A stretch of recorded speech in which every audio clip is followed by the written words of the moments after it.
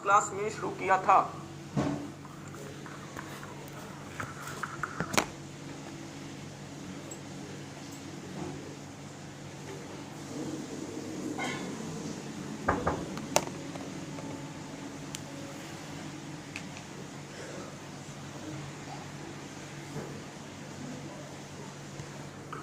Chapter number 2 SM का, इसका नाम क्या था? Business policy and strategic management.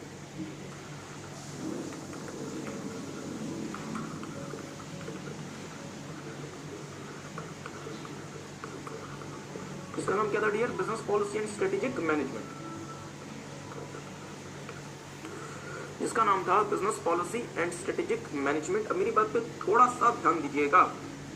Last class में डियर हमने आपके साथ साथ बहुत कुछ ऑलरेडी कवर कर लिया था। नाउ वी आर स्टार्टिंग, आज हम आपके साथ फर्दर प्रोसीड कर रहे हैं। अब बहुत ध्यान से मेरी बात को सुनिएगा, याद करें डियर। मुझे आगे प्रोसीड करने से पहले आपसे एक सवाल का जवाब चाहिए। सर जी कौन सा सवाल? मुझे बताएं, स्ट्रेटेजी बड़ी होगी आपके हिसाब से, ओके, मुझे बताएं आपको क्या लगता है सर जी किस बारे में? सवाल तो पूछे, हाँ, आपको क्या लगता है डियर, स्ट्रेटेजी बड़ी होती होगी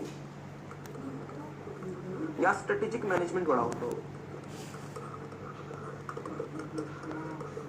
सोच के बताएं कि स्ट्रेटेजी बड़ी होती होगी या स्ट्रेटेजिक मैनेजमेंट बड़ा होता होगा? स्ट्रेटेजी बड़ी होती होगी या स्ट्रेटेजिक मैनेजमेंट बड़ा होता होगा? सोच के बताएं। तो बड़ा था या फाइनेंशियल मैनेजमेंट बड़ा था? आप सब बच्चों ने एफए पढ़ा हुआ है। फर्स्ट क्या होता है? फाइनेंशियल मैनेजमेंट एक मैकेनिज्म होता है जो हमें बताता है पैसा कहां से आएगा, from where the money will come, इस्तेमाल कहां करना है, रिटर्न कैसे करना है, मतलब किन लोगों से पैसा लाना है, sources of fund, utilization of fund and ultimately repaying the fund. और फाइनेंस तो सिर्फ और सिर्फ क्या है? एक सोर्स है, एक प्रकार का रिसोर्स है। इसे लेकर आना, इसे इस्तेमाल करना और इसे वापस से अब उनके जो भी ओनर्स है उनको रिपे करना, ये हमें सिखाता है फाइनेंशियल मैनेजमेंट। इसी तरीके से डियर, स्ट्रेटेजी तो सिर्फ एक प्रकार का हम कह सकते हैं प्लान है। उस स्ट्रेटेजी को बनाना मींस फॉर्मुलेशन, उसे इंप्लीमेंट करना और उसे कंट्रोल करना, ये जो मैकेनिज्म होता है डियर, ये कहलाता है स्ट्रेटेजिक मैनेजमेंट। ये क्या कहलाता है? Strategic management. बहुत ध्यान से मेरी बात को सुनिएगा। स्ट्रेटेजी को बनाना, फॉर्मुलेशन, इंप्लीमेंट करना और उसे इवेल्युएट करने की जो प्रक्रिया है ताकि हम उसे कंट्रोल कर सकें, ये कहलाता है स्ट्रेटेजिक मैनेजमेंट। क्या आपको मेरी बात समझ आ रही है? तो बहुत ध्यान से, बहुत आराम से मेरी बातों को सुनेंगे। मेरी बात पर डियर बहुत ज्यादा ध्यान दीजिएगा सारे बच्चे। देखें देखिए होता क्या है, लेट्स से मैं हूं हुंडई इंडिया और मेरा 2030 का विजन है। हाँ, ये विजन क्या होता है इस पे हम आएंगे। हमारा 2030 का विजन है कि हमें भारत में इलेक्ट्रॉन, कुछ नहीं करना, सब कुछ आप किताब से देखेंगे dear. Strategic management refers to the process of forming a strategic vision and mission। सबसे पहले क्या स्टैब्लिश करें? अपना विजन और अपना मिशन। थोड़ी देर में हम आपके साथ डिटेल में देखेंगे विजन क्या होता है, मिशन क्या होता है। विजन मिशन के लिए आपको आप किसमें कन्वर्ट करते हैं? ऑब्जेक्टिव्स में, ताकि आप उसे अपने ऑब्जेक्टिव्स में ब्रेक करेंगे और उन ऑब्जेक्टिव्स को अचीव करने के लिए आप एक स्ट्रेटेजी क्राफ्ट करें, उसे इंप्लीमेंट करें, उसे एग्जीक्यूट करें और उसे इवेलुएट करें कि आपकी स्ट्रेटेजी आपको परफॉर्म करके दे पा रही है या नहीं दे पा रही। मैं मानता हूं कि ये थोड़ा सा लेंथी हो गया, बट अगर आप मेरी बात को थोड़ा सा ध्यान से सुनेंगे तो आप बहुत आसानी से इसे समझ पाएंगे। मेरी बात पर ध्यान दीजिएगा। स्ट्रेटेजिक मैनेजमेंट क्या है? स्ट्रेटेजिक मैनेजमेंट एक प्रोसेस है। प्रोसेस का मतलब होता है डियर जहां पे बहुत सारे स्टेप्स एक साथ परफॉर्म किए जाते हैं। इस प्रोसेस में सबसे पहला काम है कि मुझे अपना विजन और मिशन स्टैब्लिश करना है। अब हाँ, अब आपका सवाल है सर जी क्यों करना है? ठीक है, इसके आगे मुझे अपना विजन और मिशन स्टैब्लिश करना है। तो चले पहले यही समझ लें कि मुझे सबसे पहले मुझे अपना विजन मिशन क्यों स्टैब्लिश करना है। मुझे एक बात बताइए, अगर हुंडई का विजन है कि उसे 2030 तक भारत में इलेक्ट्रॉनिक व्हीकल की नंबर 1 कंपनी बनना है, तो क्या वो फैक्ट्रीज स्मार्टफोन की लगाना शुरू कर दे, या उसे फैक्ट्रीज इलेक्ट्रॉनिक व्हीकल्स के रिगार्ड्स में लगानी पड़ेगी, उसे रिसर्च इलेक्ट्रॉनिक व्हीकल के बारे में करना पड़ेगा, उसे प्रमोशन इलेक्ट्रॉनिक व्हीकल के बारे में करना पड़ेगा? सर जी, उन्हें इलेक्ट्रॉनिक व्हीकल से मिलती जुलती ही चीजें करनी पड़ेगी, तो ही वो अल्टीमेटली अपना विजन अचीव कर सकती है। यदि हुंडई का विजन है कि हमें इलेक्ट्रॉनिक व्हीकल में जाना है, तो सब कुछ कैसा होना चाहिए जो उन्हें उनके विजन को अचीव करने में मदद करेगा। अदरवाइज क्या होगा? मुझे पता ही नहीं मेरा विजन क्या है, मैं किसी भी चीज की स्ट्रेटेजी बना दूंगा। तो इसलिए सबसे पहले मुझे क्या पता होना चाहिए कि मेरा अल्टीमेट, मेरा विजन क्या है। आप सारे बच्चे जब आपने 12th क्लियर कर लिया, तो क्या आप किसी भी कोर्स में जाके क्या आपने मतलब क्लासेस लेनी शुरू कर दी, या पहले आपने अपना विजन फिक्स किया कि सर हमें सीए करना है, तो फिर आपने सीए से संबंधित क्लासेस लेनी शुरू की, तब आपने सीए से संबंधित किताब पढ़ ली, कल उसने बायोलॉजी की किताब पढ़ी, तो कहां जाना है? फिर उस विजन के रिगार्ड्स में ही, उस विजन को अचीव करने के लिए ही आपको अपने सारे के सारे स्टेप्स लेने पड़ेंगे, सारे के सारे फैसले लेने पड़ेंगे, सारी की सारी स्ट्रेटेजीज बनानी पड़ेंगी जो अल्टीमेटली आपको आपका विजन अचीव करके देगी। I hope I am making sense. किसी को बात समझ आ रही है? ओके, मेरे साथ साथ देखेंगे। तो फिर से देखिएगा डियर, स्ट्रेटेजिक मैनेजमेंट क्या होता है? एक प्रोसेस होता है जहां पे सबसे पहले मैं अपना विजन और मिशन स्टैब्लिश करता हूं, इसके बाद मैं अपने ऑब्जेक्टिव्स को सेट करता हूं। ऑब्जेक्टिव्स को स्टैब्लिश करने के बाद, जैसे मैंने ऑब्जेक्टिव स्टैब्लिश कर दिया, मैं स्ट्रेटेजीज को क्राफ्ट करता हूं। क्राफ्ट करने के बाद उसे इंप्लीमेंट करता हूं। इंप्लीमेंट करने के बाद उसे एग्जीक्यूट करूंगा, मींस उसे मैं इंप्लीमेंट कर दिया और उसे एग्जीक्यूट करूंगा और अल्टीमेटली अपने परफॉर्मेंस को इवेल्युएट करूंगा। ध्यान दीजिएगा, अगर आप चाहें तो आप ये वाले वर्ड को छोड़ भी सकते हैं और आप सिर्फ यहां तक याद रख सकते हैं, क्योंकि इंप्लीमेंट और एग्जीक्यूट करना सेम ही रहता है।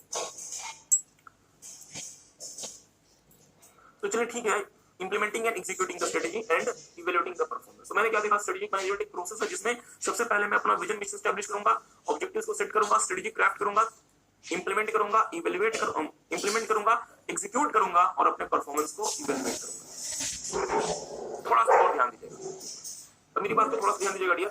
स्ट्रेटेजिक मैनेजमेंट जो होता है वो ट्रिक्स और मैजिक्स का बंडल नहीं होता। मतलब ये नहीं होता कि स्ट्रेटेजिक मैनेजमेंट जो होता है वो कोई ब्लैक मैजिक होता है, या वो कोई जिसको हम कह सकते हैं कि आबरा का डाबरा हमने कर दिया और स्ट्रेटेजिक मैनेजमेंट हो गया। नहीं, स्ट्रेटेजिक मैनेजमेंट के लिए आपको प्रॉपर प्लानिंग करनी पड़ती है, प्रॉपर एनालिसिस करना पड़ता है, प्रॉपर कंसिडरेशन देना पड़ता है, तो ही आप स्ट्रेटेजिक मैनेजमेंट समझ पाएंगे, इस्तेमाल कर पाएंगे। Formation of strategy requires careful planning and analysis. Strategic management के लिए दो प्रमुख ऑब्जेक्टिव होते हैं। There are only two objectives of strategic management. पहला, create competitive advantage for the entity, और दूसरा, एंटिटी को मदद करना जो भी परिवर्तन आ रहे हैं एनवायरनमेंट में उससे सही प्रकार से डील करने में। तो ये मुद्दे वाली बात क्या है, उसे याद कैसे रखेंगे, बहुत ध्यान से मेरी बात को सुनिएगा।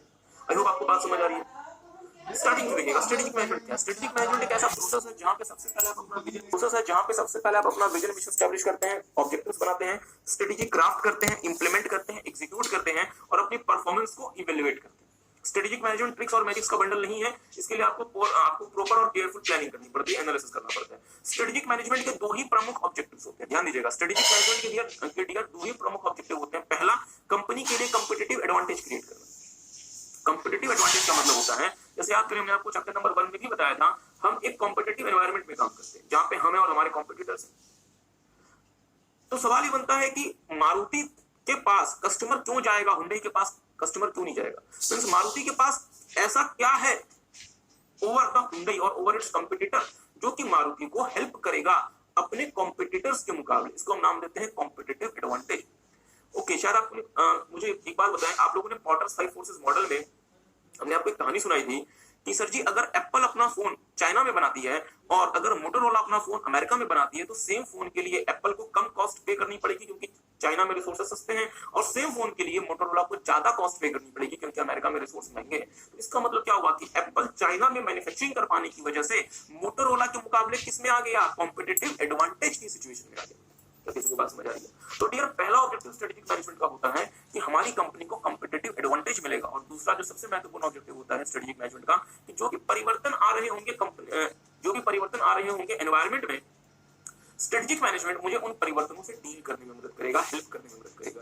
सो there are only two objectives of strategic management. First, to create competitive advantage for the entity, and second, to guide the entity successfully through all the changes in the environment. ठीक बात है? अब मेरी बात पर ध्यान दीजिएगा थोड़ा सा। स्ट्रेटेजिक मैनेजमेंट में हमें क्या क्या चीजें करनी पड़ती है इस पे हम बाद में आएंगे। पहले इस पे आएंगे हम स्ट्रेटेजिक मैनेजमेंट मॉडल या major stages in strategic management process, और ये बात आपको ऑलरेडी पता है। तो मेरे साथ साथ देखिएगा हम क्या करते हैं। सबसे पहला काम क्या है? Develop vision and mission statement. और विजन मिशन क्या होता है आपके साथ थोड़ी देर में देखेंगे। दूसरा होता है डियर लॉन्ग टर्म ऑब्जेक्टिव। अभी इसे ना देखें। सबसे पहले क्या है? विजन मिशन स्टेटमेंट बना लो। दूसरा काम क्या है? लॉन्ग टर्म ऑब्जेक्टिव्स बनाओ। तीसरा क्या होता है? Generate, evaluate and select strategies. चलिए थोड़ा सा चलिए आप इसे मतलब समझने का प्रयास करें। तो मेरी बात पर ध्यान दीजिएगा। इसके पहले वाले एग्जांपल में, इस वाले एग्जांपल में हमने कहा कि हुंडई को 2030 तक भारत में नंबर 1 प्लेयर बनना है, लेट्स से 40% मार्केट के साथ। इसका 2000 Strategic management refers to a process of forming a strategic vision, mission, setting objective, crafting a strategy, implementing and executing the strategies, and finally evaluating the performance. Strategic management is not a bundle of tricks and magics. Formation of a strategy requires careful planning and analysis. Overall objective of a strategic management are: there are two overall objective of a strategic management. First one is to create competitive advantages over the entity, and second one is to guide entity through all changes in the environment. Next topic is a strategic management model or major stages in the strategic management process. ठीक है?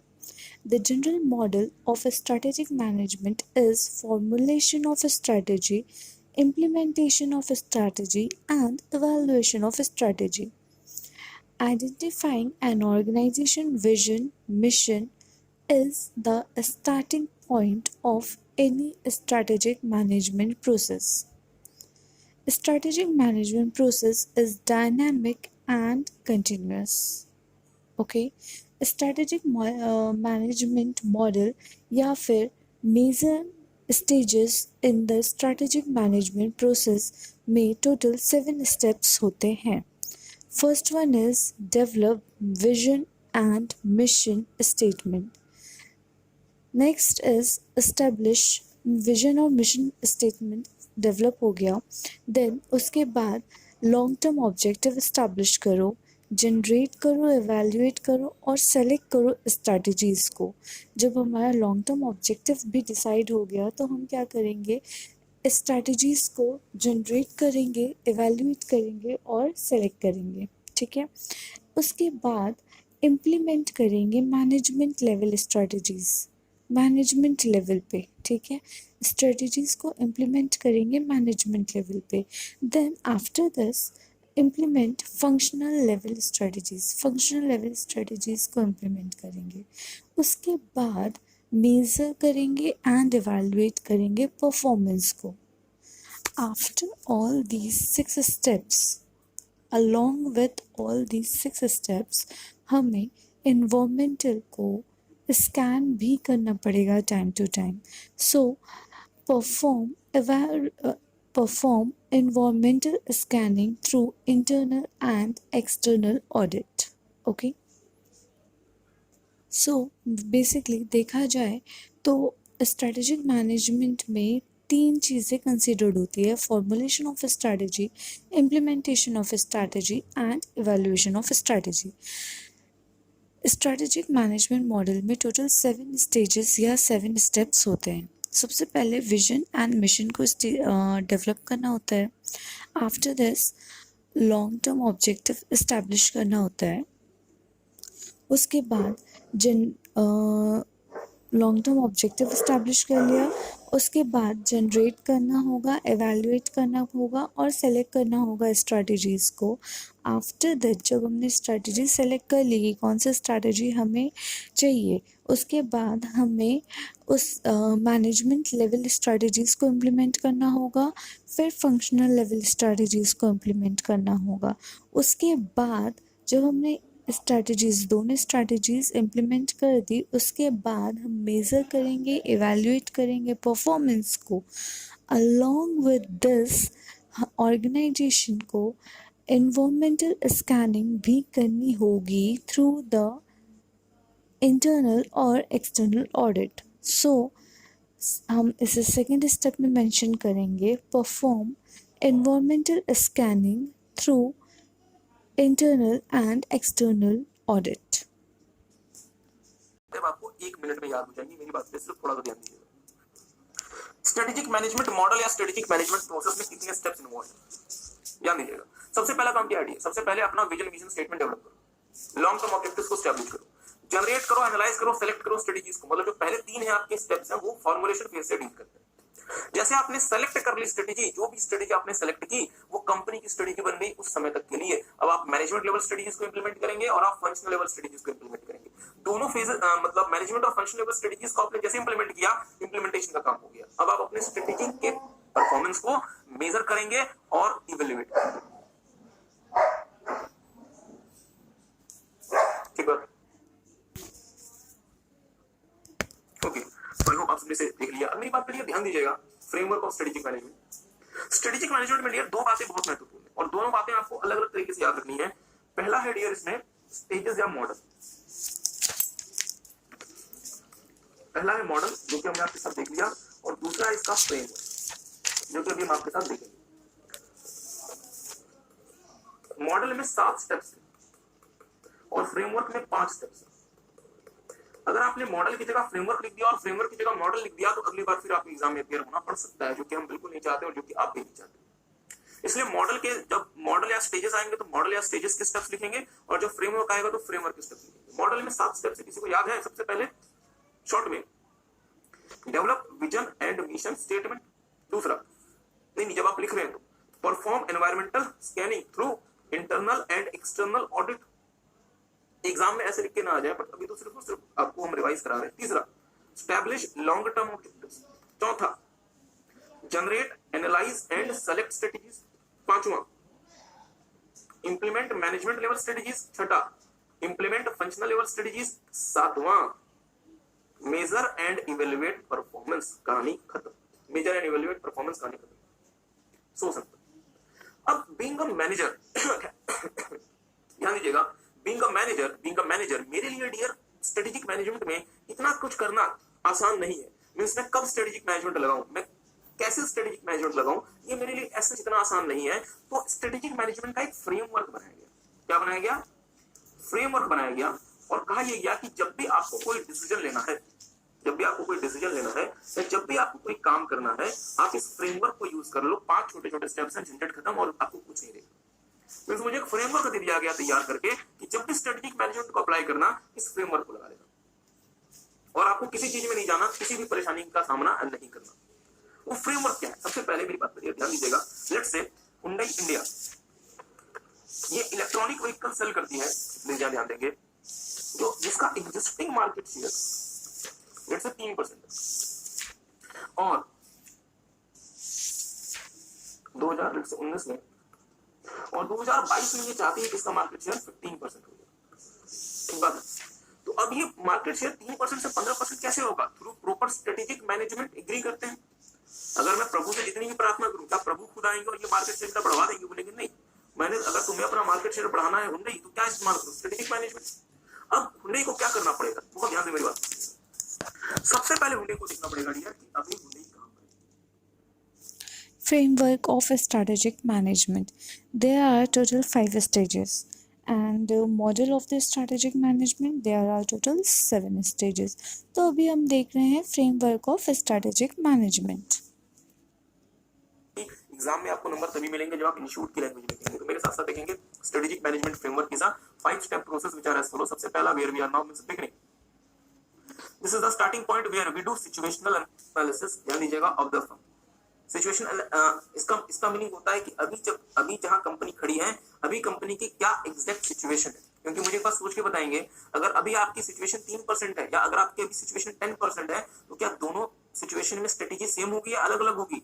अलग अलग होगी। Means आपकी strategy क्या होगी या आपकी सिचुएशन पे डिपेंड करता है।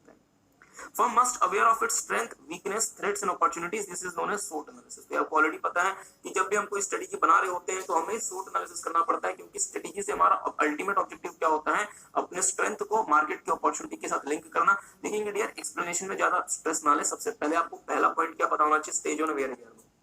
और वेयर वी आर नाउ में हम अपनी सिचुएशनल एनालिसिस करेंगे और SWOT एनालिसिस करेंगे, ताकि हमें अपनी एग्जिस्टिंग सिचुएशन पता चले कि हम अभी कितने पानी में हैं, फिर हम कहां जाना चाहते हैं, फिर हम उसकी बात बाद में करेंगे।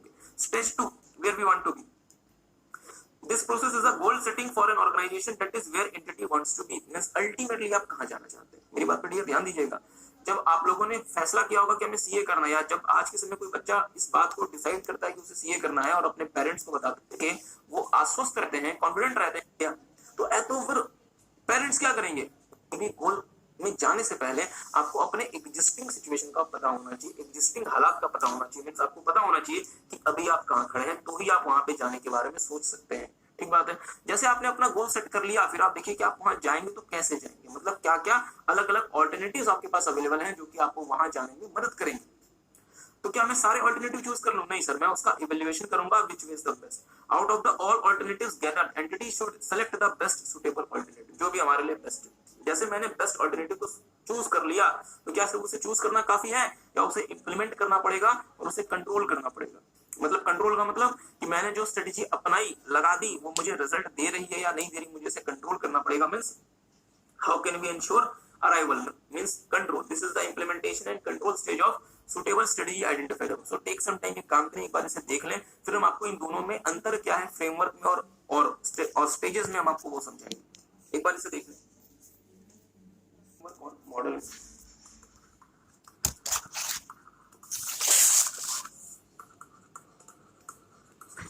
फ्रेमवर्क क्या है? बेसिक आपको स्ट्रेटेजिक मैनेजमेंट यूज करना है, बट आपको नहीं पता आपको कैसे यूज करना है। तो समझदार लोगों ने आपको 5 स्टेप्स का एक फ्रेमवर्क बना के दे दिया और कहा ये काम करो, ये लो, ये फॉर्मेट है, फ्रेमवर्क है, इसमें जो जो चीजें जैसे जैसे की गई हैं ऐसे ही करते जाओ, आप स्ट्रेटेजिक मैनेजमेंट अप्लाई कर लोगे। मान लीजिए हमें कोई पर्टिकुलर डिसीजन लेना है, तो उस डिसीजन में हम स्ट्रेटेजिक मैनेजमेंट यूज करना चाहते हैं, बट हमें नहीं पता। तो समझदार लोगों ने मुझे 5 स्टेप का एक फ्रेमवर्क बना के दे दिया और उन्होंने कहा कि इस डिसीजन को लेने से सबसे पहला काम देखो, वेयर वी आर, मतलब तुम अभी कहां पे हो, जिसको हम क्या नाम देंगे, बिगनिंग। और वेयर वी आर नाउ मतलब तुम अभी कहां पे हो, ये तुम्हें कैसे पता चलेगा? अपना सिचुएशनल एनालिसिस करो, अपना सोट एनालिसिस करो, पता तो चले तुम्हें कि तुम्हारी स्ट्रेंथ क्या है, तुम्हारी वीकनेस क्या है। प्लीज ध्यान दीजिएगा। पता चला आप इलेक्ट्रॉनिक व्हीकल में 3% से 15% में जाना चाहते हैं, आपकी स्ट्रेंथ है सीएनजी व्हीकल, इलेक्ट्रॉनिक व्हीकल आपकी स्ट्रेंथ ही नहीं, तो आप कुछ भी कर लें, क्या आप अपना गोल अचीव कर पाएंगे? नहीं। आपने एक बार अपना सिचुएशनल एनालिसिस कर लिया, इसके बाद देखें where you want to B.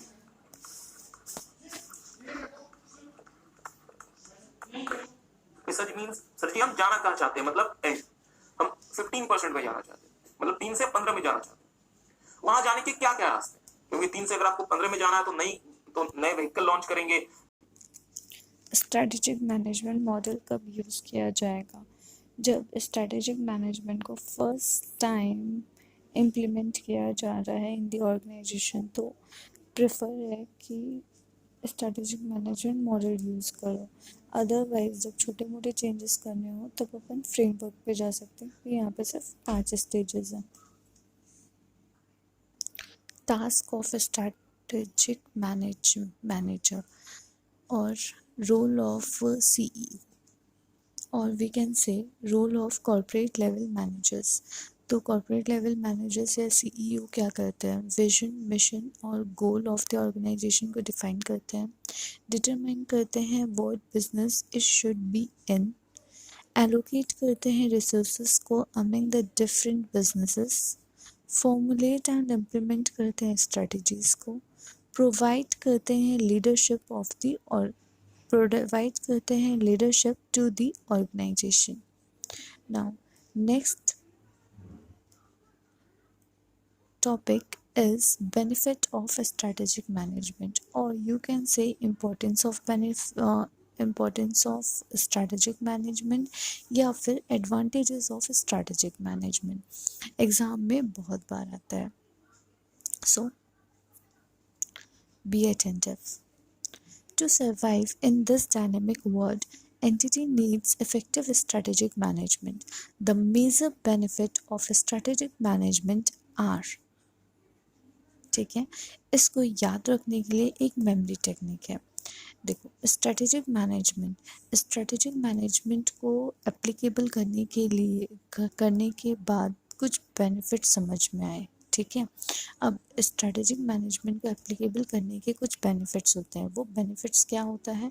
हमारा भीम Paytm app due to strategic management, so SM के अगर बेनिफिट देखना है तो देखोगे क्या, हमारा भीम पेमेंट ऐप, ओके। तो यहाँ पे मेमोरी जो कीवर्ड्स हैं वो क्या होगा? HBHIM, पेमेंट का P, ऐप का A, okay. So H stand for helps the entity to face the future and find the appropriate path for itself, ठीक है। B stand for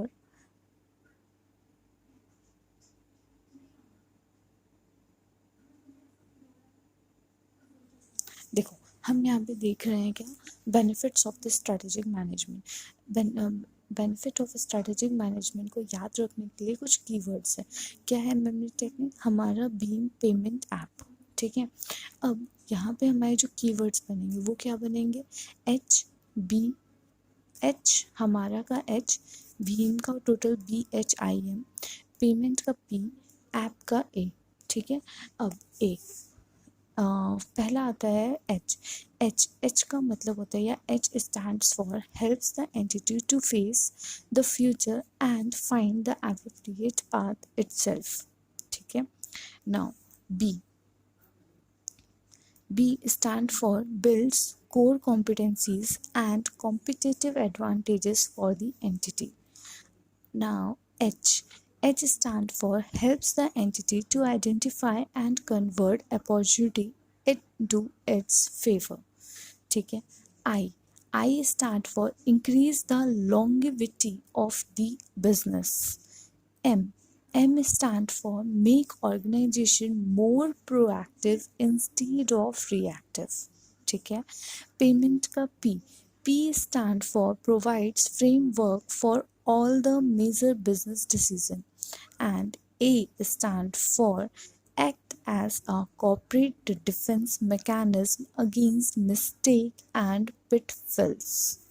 ठीक है, तो यहाँ पे टोटल हमारे कितने पॉइंट्स बनते हैं? 5। आई एम सॉरी,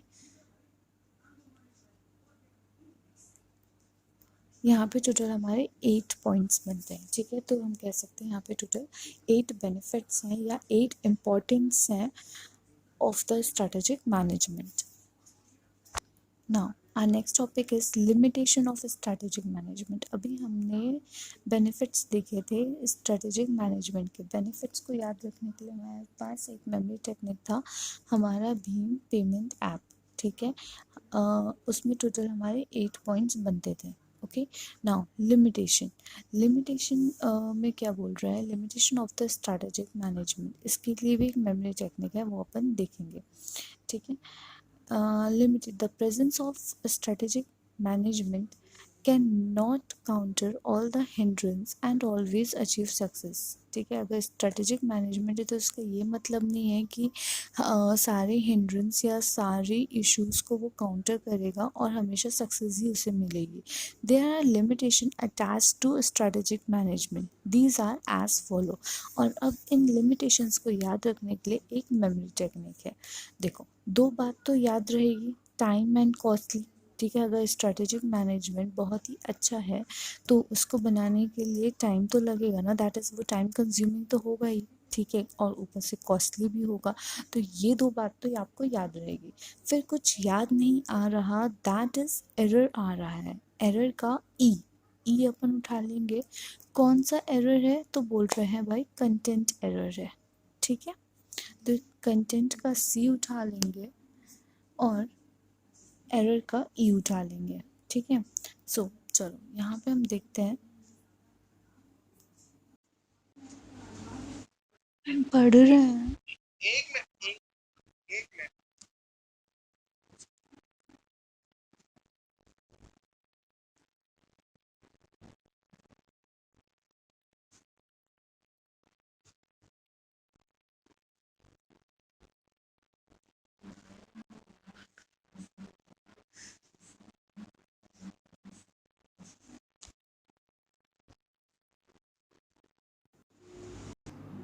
ठीक है, तो यहाँ पे मेमोरी टेक्निक क्या हुई? 2 बातें तो याद रहेगी, टाइम एंड कॉस्टली। फिर कुछ याद नहीं आ रहा, दैट इज़ एरर आ रहा है। कौन सा वाला एरर है? That is content error. ठीक है, तो यहाँ पे जो हमारे कीवर्ड्स बने वो क्या बने? टाइम, कॉस्टली, एरर का E, देन अगेन एरर का E एंड कंटेंट का C। तो टाइम देखो, जो स्ट्रेटेजिक मैनेजमेंट है is a time consuming process and needs lots of time which may affect normal working. ठीक है, E stand for environmental is highly complex and uncertain. It may become very difficult to draw a suitable strategy. ठीक है, again E stand for estimates about, if the estimates about the environment gets wrong, the entire strategic management exercise can fail. Okay, now strategic management is a costly process and entity may have to incur lots of expenses for the strategic management exercises. ठीक है. C stand for if the competitive situations, as all the companies are moving strategically, the entire strategic management exercise may become very difficult. तो थोड़ा सा मेरे साथ देखिएगा. Strategic decision making is a managerial function, क्योंकि कोई भी फैसले कौन लेगा? Manager. Of choosing a particular course of action out of alternate courses available. मतलब डिसीजन मेकिंग में क्या होता है कि जितने भी हमारे पास कोर्सेज अवेलेबल हैं कि हमें एंड्रॉइड में जाना है, हमें विंडोज में जाना है, हमें खुद का सॉफ्टवेयर बनाना है, मीन्स अलग अलग ऑल्टरनेट्स में से हमारे लिए कौन सा बेस्ट है हम उसे चूज करते हैं, हम उसे डिसाइड करते हैं. डिसीजन में भी मेजर और माइनर, बड़े ओके जो भी आप मतलब डिसीजन लेंगे वो हो सकता है मेजर हो और हो सकता है छोटे हो. जो छोटे होते हैं डिसीजन उसका ज्यादा ऐसा कोई इम्पैक्ट नहीं होता, बट जो मेजर डिसीजन होते हैं वो आपके स्ट्रेटेजिक हो सकते हैं नेचर.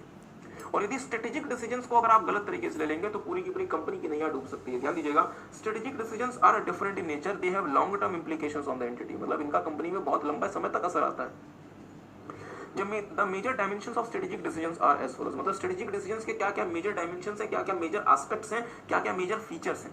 ध्यान दीजिएगा, स्ट्रेटेजिक डिसीजंस के क्या क्या मेजर फीचर्स हैं. पहला, strategic issue require top management decisions. मतलब ओके, एक और छोटी सी बात ध्यान दीजिएगा डियर, जो भी आप डिसीजन लेते हैं वो किसी इशू को डील करने के लिए लेते हैं. कोई इशू आ रहा है, मतलब हमें एंड्रॉइड में जाना है या हमें गूगल या हमें मतलब विंडोज में जाना है या हमें खुद का सॉफ्टवेयर बनाना है, ये हमारे सामने इशू है. उस इशू को रिजॉल्व करने के लिए आप कोई फैसला लेते हैं, आप कोई डिसीजन लेते हैं.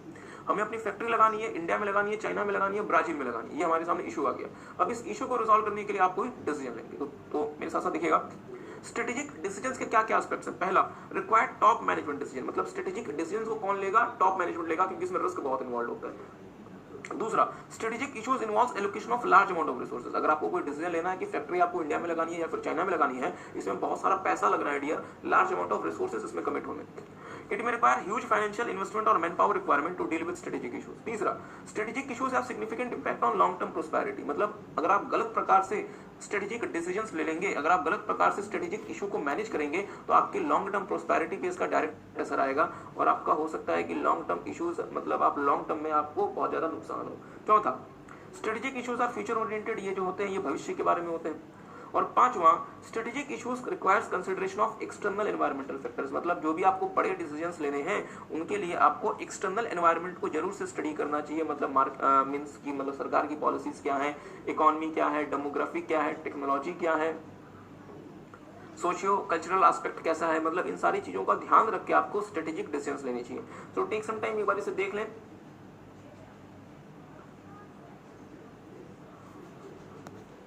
और इसके बाद हम आपके साथ शुरू करेंगे vision mission.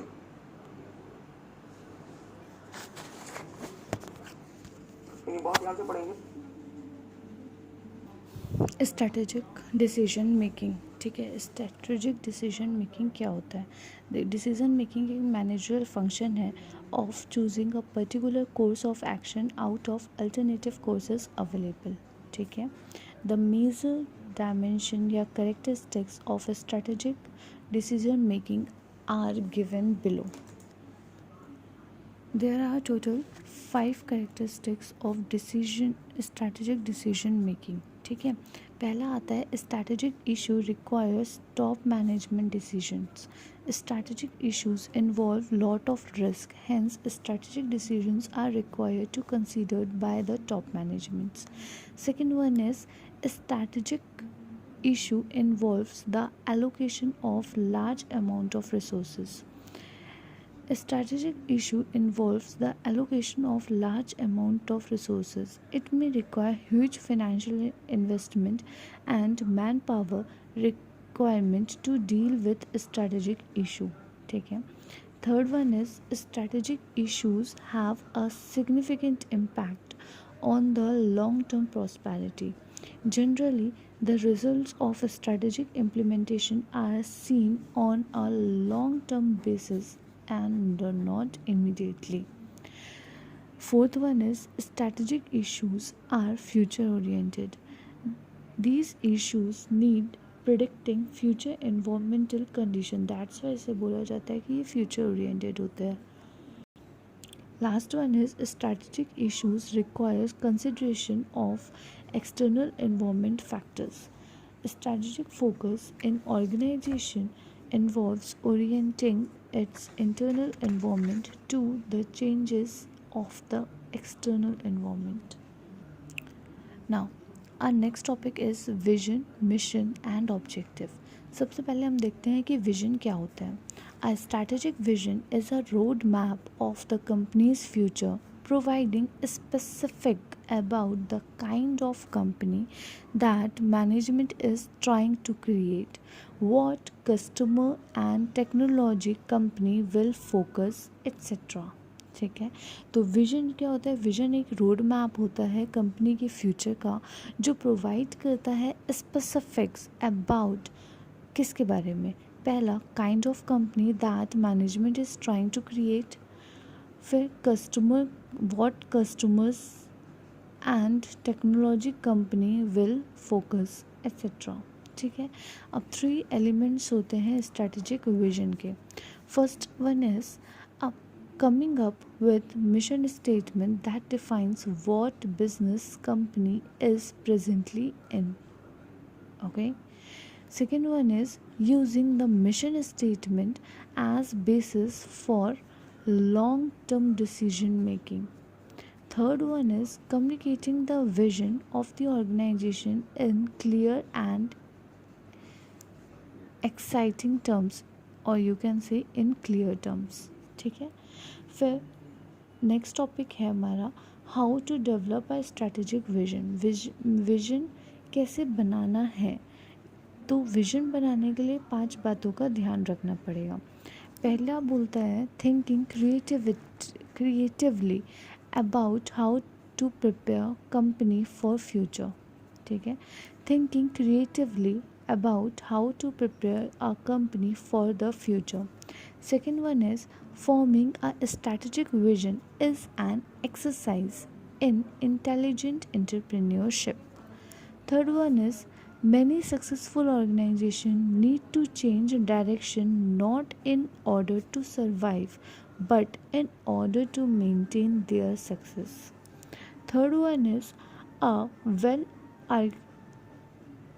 articulated strategic vision creates an organization wide commitment. Last one is the vision statement should clearly state the direction in which organization is headed. इसके बाद नेक्स्ट टॉपिक हमने देखा था शेयर्ड विजन और विजन शेयर्ड में difference क्या होता है. Individuals in organization relates themselves with the vision of their organization. When individual considered organizational vision close to their heart, they have shared vision. A vision is considered as shared vision when it was made by involving employees from all levels. तो shared vision को shared vision तब कहा जाएगा जब a vision is considered as a shared vision when it was made by involving employees from all levels. ठीक है. However, vision shared क्या होता है? shows the imposition of vision from the top management. For success, entities should have shared vision. Okay. इसके बाद ICI का vision क्या है ये देखना होगा हमें. कुछ एग्जांपल्स दिए हुए हैं. रिलायंस इंडस्ट्रीज़ का क्या विज़न होता है और टाटा मोटर्स का क्या विज़न होता है. ठीक है, क्योंकि कई बार क्वेश्चन में पूछ लिया जाता है. Now next one is mission. Mission क्या होता है? A company's mission statement focus on its present business scope, who we are and what we do. Mission describes an organization's present capabilities, customer focus activities, etc. A good mission statement should be precise, clear, feasible, motivating. Few reasons why organizations should have vision, should have a mission. First one is to specific organizational purpose, to ensure purpose within the organization and to develop a basis or a standard for the allocating the organizational resources. ठीक है. फिर यहाँ बोल रहा है components of a good mission statement. एक अच्छे mission statement में क्या क्या चीज़ें कवर होनी चाहिए।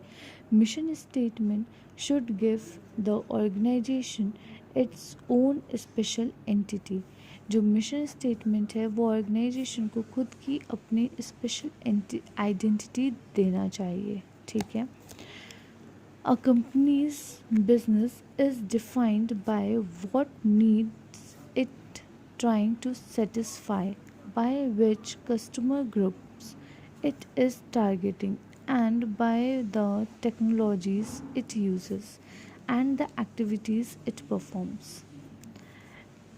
Third one is good mission statement are highly personalized and unique of to the organization. Fourth one is mission should not to take profit to mission should not to make profit. Difference between vision and mission institute हमेशा पूछता है। Major points of the difference between vision and mission are. पहला, the purpose of mission statement is to perform, while purpose of vision statement is to inspire.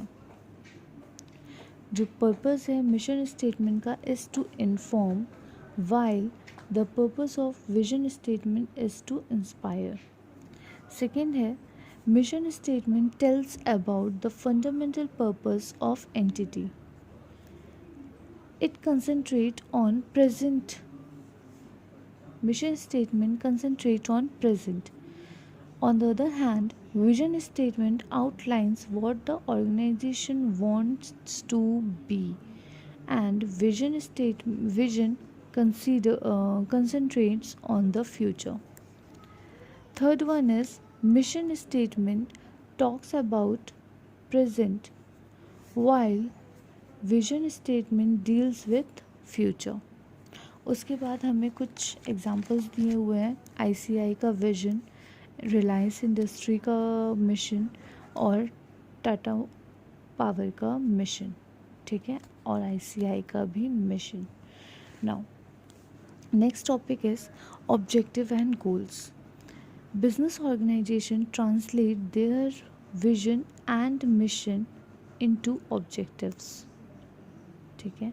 Business organisation अपने vision को और mission को objectives में translate करेंगे। Objective and goals are used interchangeably. Objects are performance target entity wants to achieve.